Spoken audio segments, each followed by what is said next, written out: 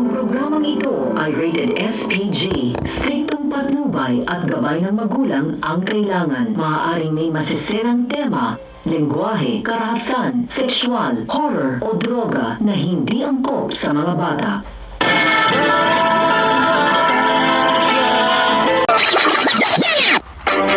Mga dapat nating abangan sa FPJ's Batang Quiapo.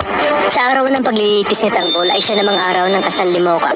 Kaya naman talagang labis-labis ang nararamdaman ni Tanggol sa araw na iyon dahil makakarating nga sa kanya na ikakasal na si Mocha sa araw mismo na iyon. At tagawa niya nga ang pagnakawan si Naroy para lamang matulungan ang babaeng kanyang pinakamamahal. At si Mocha ang dahilan kung bakit nagawa ni Tanggol at ng kanyang mga tropa ang pagnanakaw kay Naroy. Pero mas pinili pa rin ni Mocha na pakasalan si Ramon. Kaya naman ganoon na lamang ang sama ng loob ni Tanggol kay Mocha. Samantala, siguradong pagsisisihan ni Mocha ang ginawa nitong pagpapakasal kay Ramon. Lalo pa pag nalaman nito na tama si Tanggol na isa itong sindikato at ito ang tunay na ama ni Tanggol. Sa kabilang banda, sa paglipat nila Tanggol sa Bilibid ay dito magkakaroon sila ng mga bagong kaaway at mayroon din mga bagong kaibigan.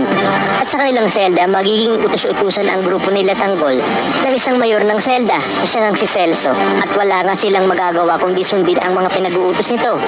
Ngunit di kalaunan sa paglipas ng mga araw ay magiging mabait ito sa kanila at magiging kapanalig nila ito sa loob ng Bilibid. Ngunit isang malaking palaisipan nga para sa atin kung ano ba talaga ang papel sa buhay ni Tanggol ng mayor ng selda na si Celso. Ito ba ay magiging kaaway niya o isang kaibigan? At ano nga kaya ang koneksyon nito sa buhay ni Tanggol? Posible kayang isa ito sa kapatid ni Tindeng o ito ang ama ng kanyang nanay Tess na asawa ni Tindeng? Ito nga ay malalaman natin ang totoong papel ng mayor ng selda kapag dinalaw nila Tindeng at Tess si Tanggol.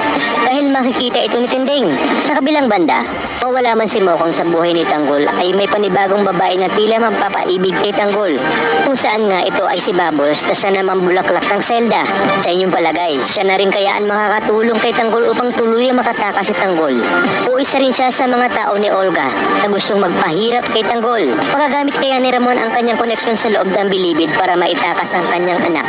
Sa oras na malaman niya nga ang buong katotohanan, kaya na magkapamilya tutok lang dahil marami pa tayong dapat abangan dito lang sa panibagong yugto ng pambansang teleserye ng sambayanan, ang FPJ's Batang Quiapo.